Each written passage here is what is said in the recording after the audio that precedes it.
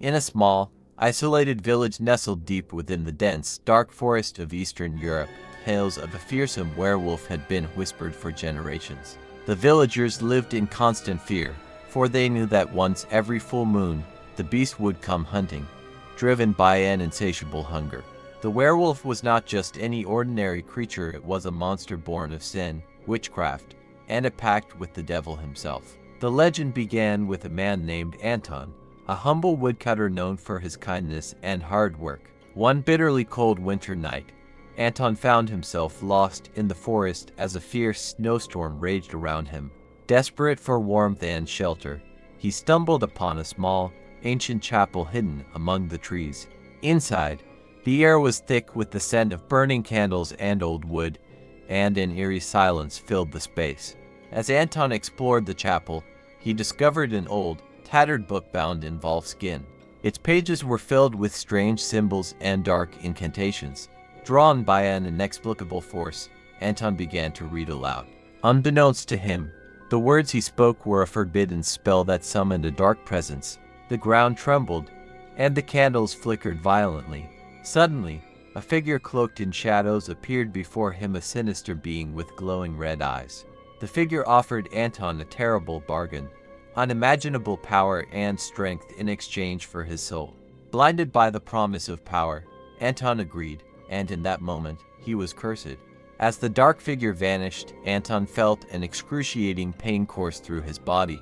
He fell to the ground, writhing in agony as his bones twisted and reshaped for sprouting from his skin. He had become a werewolf, a beast bound to the will of dark forces. The curse was not just a transformation, it was a torment. When the full moon rose, Anton lost all control, becoming a monstrous wolf driven by a ravenous hunger. He would awaken the next morning, covered in blood, with no memory of his actions. His life became a nightmare, torn between his human conscience and the beast within. The villagers soon learned to fear the nights of the full moon, for that was when the werewolf roamed. Livestock were slaughtered, and sometimes people went missing. The village elders tried to appease the beast with offerings, but nothing could quench its hunger. The werewolf's reign of terror continued, and the villagers' fear grew with each passing month. Years passed, and the story of Anton the werewolf became a cautionary tale, a warning to those who might be tempted by dark forces. Yet, deep in the forest, the cursed chapel remained, a place where the shadows whispered of ancient secrets and forbidden pacts. One fateful night, under the light of the full moon, a young villager named Sophia ventured into the forest, determined to find the chapel and end the curse. She had heard the stories and knew the risks, but her heart was filled with courage and a desire to save her people. As she approached the ancient chapel, the air grew cold, and a sense of dread washed over her. Sophia entered the chapel and found the old book still lying on the altar. With trembling hands, she began to read, hoping to find a way to break the curse. The shadows seemed to close in around her, and she could feel the presence of the dark forces that had ensnared Anton. Just as she discovered the incantation needed to reverse the curse, a low growl echoed through the chapel. Sophia turned to see the werewolf, its eyes blazing with hunger and rage. The beast lunged at her, but Sophia stood her ground, chanting the incantation with all her might. The words of the spell filled the chapel, and the werewolf was enveloped in a blinding light. The beast let out a howl of agony as it was forced to transform back into Anton. He collapsed to the ground, his body weak and frail. Sophia rushed to his side, helping him to his feet. With tears in his eyes, Anton thanked her for freeing him from the curse. But as they made their way back to the village, Sophia couldn't shake the feeling that something was watching them from the shadows. The curse had been broken, but the dark forces that had once claimed Anton's soul still lingered in the forest, waiting for their next victim. The villagers welcomed Anton and Sophia back as heroes, but the forest remained a place of fear and mystery. The old chapel stood as a reminder of the dark forces that lurked just beyond the light, and the whispers of the werewolf's curse continued to haunt the village. For in the heart of the dark forest, evil never truly dies, it merely sleeps, waiting for the next soul to fall under its spell. The return of Anton and Sophia was met with a mixture of relief and suspicion. Although they had broken the werewolf's curse, the villagers couldn't shake the feeling that darkness still lingered in the forest. Anton, now free from his monstrous form, was a shadow of his former self. The years of torment had left him weak, both physically and mentally. Sophia, on the other hand, was hailed as a hero, but her mind was plagued by the memory of those glowing red eyes and the feeling of being watched. As the days passed, life in the village slowly returned to a semblance of normalcy. However, strange occurrences began to take place. Livestock were found dead, their bodies mutilated in a way that seemed almost ritualistic. The villagers whispered that the dark forces in the forest had found a new way to terrorize them. Fear took root once more, and the nights were filled with the sounds of doors being bolted and prayers being whispered. Sophia, determined to protect her people, began to investigate the strange happenings. She spent her days studying the old book she had retrieved from the chapel, hoping to find clues about the dark forces that had cursed Anton. The more she read, the more she realized that the werewolf was just a pawn in a much larger, more sinister game. The dark forces were not satisfied with merely cursing one man, they sought to consume the entire village. One night, as Sophia pored over the ancient text by candlelight, a shadow moved outside her window. She glanced up, her heart pounding, but saw nothing. She dismissed it as her imagination and returned to her studies. But the feeling of being watched persisted. She couldn't shake the sense that something was lurking in the darkness, waiting for the right moment to strike. Meanwhile, Anton was haunted by nightmares. He saw visions of the dark figure that had cursed him, its red eyes burning with malice. In his dreams, he was back in the forest, running from the beast within himself.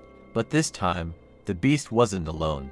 There were other dark shapes that moved with an unnatural grace, their eyes glowing with the same red light. Anton awoke in a cold sweat, his body trembling. He knew that the curse had been broken, but the darkness had not been vanquished. Desperate for answers, Sophia decided to visit the village elder, a wise woman named Marika who was said to possess knowledge of the old ways.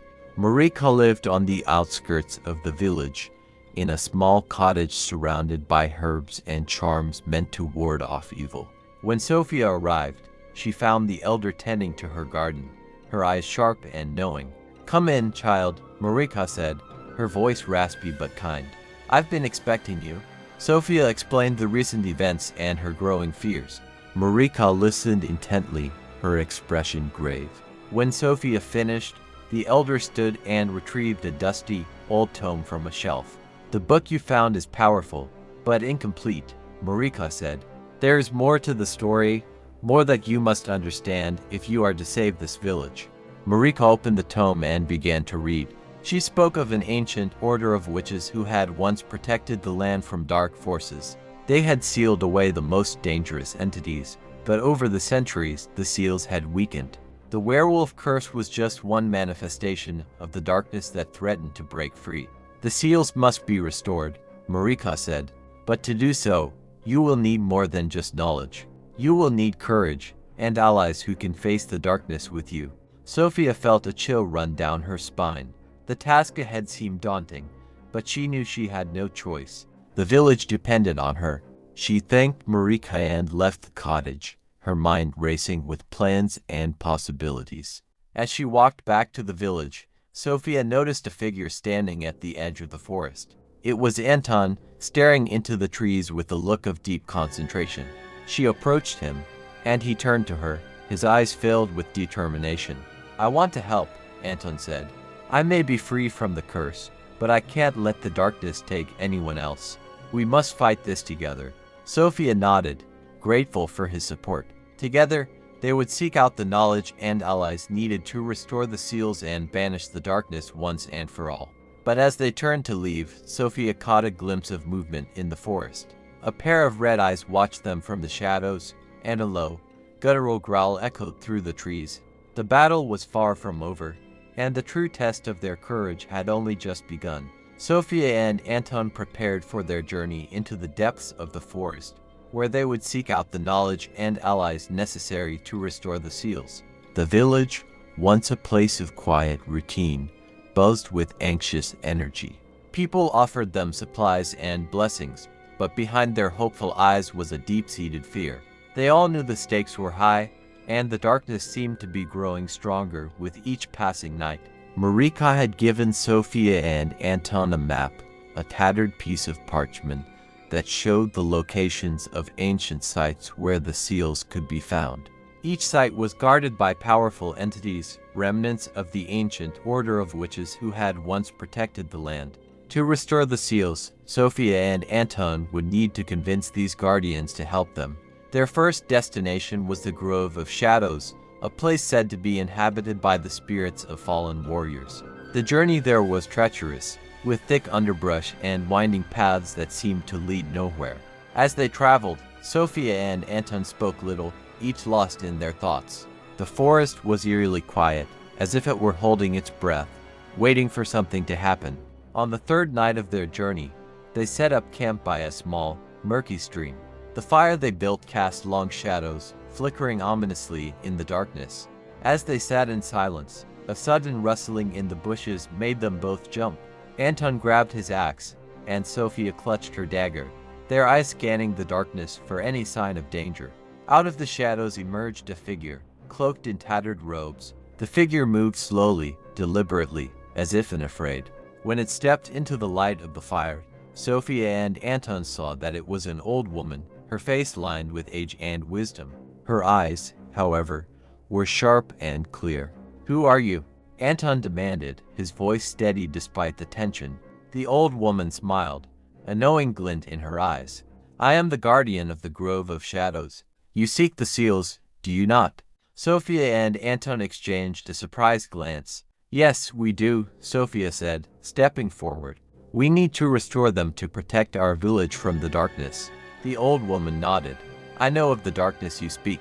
It has been growing stronger, feeding on fear and despair. But the path you seek is not an easy one. You must prove your worth to the guardians and show that you have the strength and resolve to face the challenges ahead." She gestured for them to follow her, leading them deeper into the forest. They walked for what felt like hours, until they reached a clearing bathed in moonlight. In the center of the clearing was an ancient stone altar, covered in runes that glowed faintly. "This is the first seal," the old woman said. "To restore it, you must perform a ritual and offer a sacrifice. But beware, for the darkness will not sit idly by. It will try to stop you." Sophia and Anton prepared for the ritual, following the old woman's instructions. They gathered sacred herbs and placed them on the altar, chanting the incantations that Marika had taught them. As they did, the air grew colder, and a sense of foreboding filled the clearing. Suddenly, a chilling howl echoed through the forest, and the ground began to tremble. From the shadows emerged a pack of wolves, their eyes glowing with the same red light that had haunted Anton's nightmares. These were no ordinary wolves, they were manifestations of the dark forces, sent to prevent the restoration of the seals. Anton and Sophia stood their ground, weapons ready. The old woman began chanting, her voice rising above the growls of the wolves. The runes on the altar glowed brighter, and a protective barrier formed around them. But the wolves were relentless, clawing and biting at the barrier, trying to break through. With a roar, Anton charged at the wolves, swinging his axe with all his might. Sophia followed, her dagger flashing in the moonlight. The fight was fierce, and for a moment, it seemed like the darkness would overwhelm them. But then, the old woman's chanting reached a crescendo, and the altar erupted in a blinding light. The wolves let out a collective howl of pain and anger as they were consumed by the light. The runes on the altar blazed brightly, and the first seal was restored. The clearing fell silent, the air heavy with the scent of burnt herbs and blood. The old woman approached Sophia and Anton, her expression both solemn and proud.